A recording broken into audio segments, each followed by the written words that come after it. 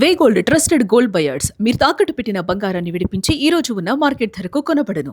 ఆంధ్రప్రదేశ్ ఉప ముఖ్యమంత్రి జనసేన అధినేత పవన్ కళ్యాణ్ కీలక నిర్ణయం తీసుకున్నారు. జనసేన నిర్మాణ సారథుల సమాచార సేకరణ కమిటీతో సమావేశమయ్యారు పవన్ కళ్యాణ్.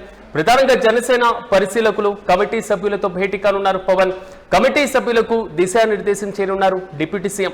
ప్రధానంగా జనసేన కార్యకర్తల ఫీడ్బ్యాక్ తీసుకోవడానికి కమిటీలను ఇప్పటికే నియమించినటువంటి మనం చూస్తున్నాం. పలువురు నేతల చేరికకు కూడా గ్రీన్ సిగ్నల్ ఇచ్చినట్లుగా తెలుస్తుంది. మాజీ మంత్రి అవంతి శ్రీనివాసరావుకు గ్రీన్ సిగ్నల్ ఇవ్వడం, ఇక చేరికల కమిటీలో కీలకంగా వ్యవహరిస్తున్నారు బాలినేని శ్రీనివాసరెడ్డి, అదేవిధంగా ఆమంచి కృష్ణమోహన్ కి సంబంధించి. సో ఇలాంటి అంశాలు పలు కీలకంగా నిలుస్తున్నటువంటి మనం చూస్తున్నాం. కొన్ని ప్రాంతాల్లో అసంతృప్తిగా ఉన్నటువంటి ఎమ్మెల్యేలకు, మాజీ ఎమ్మెల్యేలకు, మాజీ నేతలకు, మాజీ ఎమ్మెల్సీలకు గత ప్రభుత్వంలో వైసీపీలో కీలకంగా వ్యవహరించినటువంటి నేతలు ఇప్పుడు ఆ పార్టీలో అంటీ ముట్టకుండా ఉంటున్నటువంటి నాయకులకు, గతంలో కాంగ్రెస్ పార్టీలో ఇతర పార్టీలో పదవులు అనుభవించి రాజకీయంగా తమకంటూ ఒక కీలకంగా ఉన్నటువంటి నేతలకు వీరందరూ జనసేన పార్టీలో చేరితే జనసేన పార్టీ సంస్థాగతంగా బలోపేతం అవడానికి ఒక కారణంగా మారుతుంది. దీంతో పాటుగా వచ్చే ఎన్నికల్లో అత్యధిక స్థానాలు జనసేన పార్టీ పోటీ చేయడానికి, కూటమిలో అత్యధిక స్థానాలను అడగడానికి, డిమాండ్ చేయడానికి కూడా ఒక అవకాశం ఏర్పడుతుంది అనేది మాత్రం ఆ పార్టీ నేతలు అధిష్టానం భావిస్తున్నట్లుగా సమాచారం. ఇటీవలే చేరికల కమిటీలను కూడా ఏర్పాటు చేయడం జరిగింది. 25 పార్లమెంట్ నియోజకవర్గాలకు కూడా ఇన్ఛార్జీలను సమన్వయకర్తల రూపంలో కూడా ఏర్పాటు చేశారు. సో ప్రతి నియోజకవర్గంలో అసంతృప్తుల జాబితాతో పాటుగా జనసేన పార్టీలో చేరేటువంటి వారి సంఖ్య పైన, సో ఆ పార్టీలో చేరాలి అని ఇంట్రెస్ట్ చూపిస్తున్నటువంటి వారితో సంప్రదింపులు జరుపుతున్నట్లుగా తెలుస్తుంది. దీంతో పాటుగా సంస్థాగత బలోపేతం చేయడం, పార్టీలో సభ్యత్వాల సంఖ్యను పెంచడం, పార్టీ సంస్థాగత నిర్మాణంలో భాగంగా క్షేత్రస్థాయిలో పనిచేసేటువంటి కార్యకర్తలకు గుర్తింపు ఇవ్వడం, కమిటీలలో వారికి ప్రాధాన్యత కల్పించడం, పార్టీ పదవులతో భర్తీ చేయడం, ఈ అన్ని అంశాలతో జనసేన పార్టీ వచ్చే ఎన్నికల్లో క్రియాశీలకంగా వ్యవహరించేటువంటి దిశగా అడుగులు వేయాలి అనేటువంటి ఆలోచన చేస్తున్నట్లుగా తెలుస్తుంది. జనసేన కార్యకర్తల ఫీడ్బ్యాక్ తీసుకోవడానికి ఇప్పటికే కమిటీలను ఏర్పాటు చేయడం, పలువురు చేరికలకు తాజాగా పవన్ కళ్యాణ్ గ్రీన్ సిగ్నల్ ఇచ్చినట్లుగా కూడా ఊహాగానాలు వ్యక్తమవుతున్నాయి. కానీ ఇక్కడ ఒక్క అంశం, పవన్ కళ్యాణ్ దగ్గర గ్రీన్ సిగ్నల్ కోసం వేచి చూస్తున్నటువంటి ఆ వ్యక్తుల పేర్లు ఎవరు? ఇప్పుడు రాష్ట్ర వ్యాప్తంగా చర్చనీయాంశంగా మారినటువంటి అంశం ఇదే. ప్రధానంగా వైసీపీలో క్రియాశీలకంగా వ్యవహరించినటువంటి వారికి, వైసీపీలో ఉండి ఇప్పుడు జనసేన పార్టీలో చేరే వారికి అత్యధిక ప్రాధాన్యత ఇస్తున్నారు అనేది మాత్రం క్లియర్ కట్ గా అర్థమవుతుంది అనేది మాత్రం రాజకీయ విశ్లేషకులు చెప్తున్నటువంటి మాట. ఈ మొత్తం చేరికల వెనకాల క్రియాశీలకంగా వ్యవహరిస్తున్నారు మాజీ మంత్రి బాలినేని శ్రీనివాసరెడ్డి. మొదటి చూడాలి, ఈ రోజు జనసేన పార్టీ చేరికల కమిటీతో పవన్ కళ్యాణ్ భేటీలో ఇదే ప్రధానమైనటువంటి ఎజెండాగా ఉండేటువంటి అవకాశాలు కనబడుతున్నాయి. ఇదే అంశంపై మరింత సమాచారం మా ప్రతినిధి కిరణ్ అందిస్తారు. కిరణ్ చెప్పండి, డిప్యూటీ సీఎం తో చేరికల కమిటీ తాజాగా భేటీ, అసలు ఎజెండా ఏంటి? ఎవరెవరి ఫైల్ పవన్ కళ్యాణ్ దగ్గరికి రాబోతుంది? ఎవరెవరికి గ్రీన్ సిగ్నల్ ఇవ్వబోతున్నారు? అవంతి పేరు ఊహాగానాలు వ్యక్తమవుతున్నాయి, ఆమంచి పేరు వినబడుతుంది. అసలు ఇంకా ఎవరెవరు జనసేనలో చేరేటువంటి అవకాశాలు కనబడుతున్నాయి? అప్డేట్స్ ఏంటి? ఇక డిప్యూటీ సీఎం పవన్ కళ్యాణ్ నేడు మంగళగిరి పార్టీ ఆఫీస్ లో జనసేన సారథుల కమిటీతోను, జనసేన చేరికల కమిటీతో ఆయన సమావేశం జరుగుతుంది. ఇక్కడ ప్రధానంగా జనసేన పార్టీ కార్యకర్తలకు న్యాయం ఎలా చేయాలి, వారికి నామినేటెడ్ పదవుల్లో ఎలాంటి ప్రాధాన్యత ఇవ్వాలి, మరోపక్క పార్టీ కోసం కష్టపడిన నేతలు ఎవరు, క్రియాశీలకంగా పనిచేసిన నేతలు ఎవరు అనే అంశాలపైన కూడా పవన్ కళ్యాణ్ నేరుగా ఫీడ్బ్యాక్ తీసుకున్నారు. ఇప్పటికే 25 పార్లమెంటు నియోజకవర్గాలకు కూడా ఇన్ఛార్జీలు నియమించారు. మరోపక్క జనసేన సారథుల కమిటీని నియమించారు. జనసేన సారథుల కమిటీ ద్వారా ఆయా జిల్లాల్లో కష్టపడిన నేతలు ఎవరు, పార్టీకిలో క్రియాశీలకంగా ఉన్న నేతలు ఎవరు అనే అంశాలపైన కూడా పవన్ కళ్యాణ్ సుదీర్ఘంగా భేటీ కానున్నారు.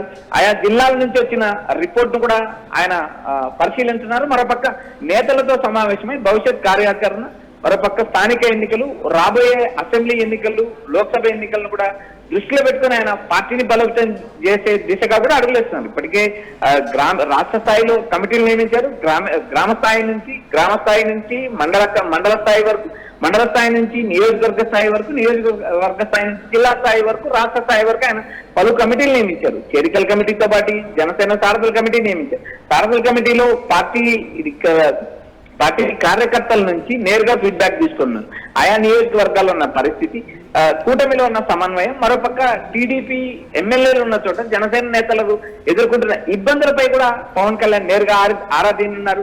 జనసేన సారథుల కమిటీ తర్వాత నేరుగా జనసేన చేరికల కమిటీతో కూడా సమావేశం కానున్నారు.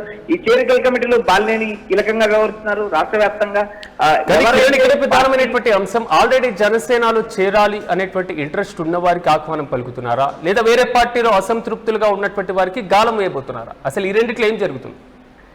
ఇక్కడ ప్రధానంగా జనసేనలో ఉన్న కొంతమంది కీలక నేతలకు పదవులు ఇప్పించడం, నామినేటెడ్ పదవులు భర్తీ చేయడం, మరోపక్క రాష్ట్ర స్థాయిలో పదవులు ఇవ్వడం అనేది పార్టీకి సంబంధించిన అంశం. మరోపక్క ఇతర పార్టీల్లో ఉన్న నేతలు ఎవరైనా జనసేనలో చేరడానికి ఉత్సాహంగా ఉన్నారా? ఆ చేరేవారు పార్టీ విధానాలు నచ్చి చేస్తున్నారా, లేక అవసరం కోసం చేస్తున్నారా, లేక తాత్కాలిక షెల్టర్ కోసం పార్టీలోకి వస్తున్నారా అనే అంశాలపైన టీడీపీ కూటమి ఒక నేతలను నియమించింది. ఏదైతే కొంతమంది నేతలను నియమించింది, అటు పార్టీలో చేరేవారు పార్టీ విధానాలు నచ్చి చేరుతున్నారా అనే అంశం పైన కూడా అటు చంద్రబాబు నాయుడు, ఇటు పవన్ కళ్యాణ్, బీజేపీ కూడా ఒక కోర్ కమిటీ నియమించింది. ఆ కోర్ కమిటీ ద్వారానే పార్టీలో చేరికలు ఏర్పడతాయి. మరొక జనసేన చేరికల కమిటీ కూడా నేరుగా రాష్ట్ర వ్యాప్తంగా ఎవరైనా ఆమంతి కృష్ణమోహన్ పేరు ఇప్పటికీ ఊహాగానాలు వచ్చాయి. మరోపక్క అవంతి శ్రీనివాస్ లాంటి నేతలు కూడా జనసేనలో చేరతారంటూ ఊహాగానాలు వచ్చాయి. ఆ చేరే నాయకులు పార్టీ కమిట్మెంట్ తో చేరుతున్నారా, లేక అవసరం కోసం వస్తున్నారనే అంశాలపైన క్రోడీకరించిన తర్వాత పార్టీ సమావేశంలో నిర్ణయం తీసుకున్న తర్వాత ఆయా చేరికలకు గ్రీన్ సిగ్నల్ లభించే అవకాశం ఉంది. ఇప్పటికే కొంతమంది నేతలకు గ్రీన్ సిగ్నల్ వచ్చినట్టు సమాచారం అనిపిస్తుంది. రాష్ట్ర వ్యాప్తంగా జనసేన చేరికల కమిటీని నియమించారు. ఈ కమిటీలో దాదాపు 15 మంది నేతలు నియమించారు. అందులో బాలినేని శ్రీనివాసరెడ్డి కీలకంగా ఉన్నారు. బాలినేని ఎందుకు ప్రధానమైనటువంటి బాధ్యతలు బాలినేని శ్రీనివాసరెడ్డికి ఎందుకు ఇచ్చారు? ఎందుకంటే గతంలో కాంగ్రెస్ లో మంత్రిగా ఉండడం, తర్వాత వైసీపీలో కీ రోల్ పోషించడం, ఈ మొత్తం వ్యవహారాన్ని గమనించిన తర్వాత ఆయనకు ఉన్నటువంటి సత్సంబంధాలు పార్టీకి కలిసి వస్తాయి, వైసీపీ నుంచి వచ్చినటువంటి వారికి ప్రియారిటీ ఇవ్వచ్చు. ఇది ఆలోచన ఏమైనా జనసేనానిలో ఉంది అనుకోవచ్చా? ఇక్కడ ప్రధానంగా బాలినేని శ్రీనివాసరెడ్డి సుదీర్ఘంగా రాజకీయాల్లో ఉన్నారు. కాంగ్రెస్ లో మంత్రిగా పనిచేశారు, జగన్ క్యాబినెట్ లో మంత్రిగా పనిచేశారు. దాదాపు 5 సార్లు ఒంగోలు నుంచి ఎమ్మెల్యేగా గెలిచిన నేపథ్యం. సుదీర్ఘకాలం రాజకీయాల్లో ఉన్న బాలినేని శ్రీనివాసరెడ్డి రాయలసీమ 4 జిల్లాలతో పాటు నెల్లూరు, ప్రకాశం జిల్లాల్లో కూడా ఆయన సమన్వయం చేయగలరు. కొంతమంది కీలక నేతలను పార్టీలో చేర్చగలరు. జగన్ సామాజిక వర్గానికి సంబంధించిన నేతలపైన ఎక్కువ ఫోకస్ చేశారు.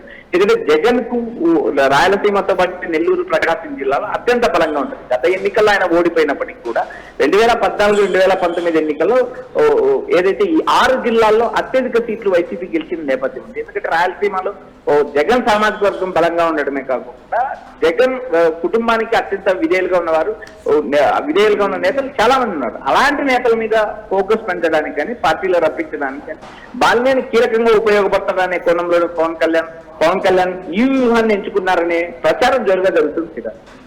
Right Kiran, thank you.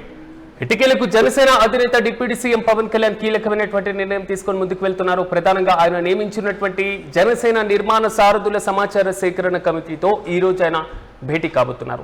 Janasena పార్టీలో చేరికలకు సంబంధించి కీలకమైనటువంటి నిర్ణయాలు తీసుకునేటువంటి అవకాశాలు కూడా కనబడుతున్నాయి. ప్రధానంగా అవంతి, ఆమంచి సహా జనసేనలో చేరాలి అని ఇంట్రెస్ట్ చూపిస్తున్నటువంటి నేతలు, ఇతర పార్టీల్లో ఉన్నటువంటి అసంతృప్త నేతలందరూ కూడా జనసేన గ్రీన్ మ్యాట్ వేసి మరి ఆహ్వానించేటువంటి అవకాశాలు అయితే చాలా స్పష్టంగా కనబడుతున్నాయి. కానీ ఈ చేరికల వెనకాల మాజీ మంత్రి బాలినేని ప్రముఖంగా ఉన్నారు, కీ రోల్ పోషిస్తున్నారు, క్రియాశీలకమైనటువంటి పాత్ర వహిస్తున్నటువంటి వైన మనం చూస్తున్నాం.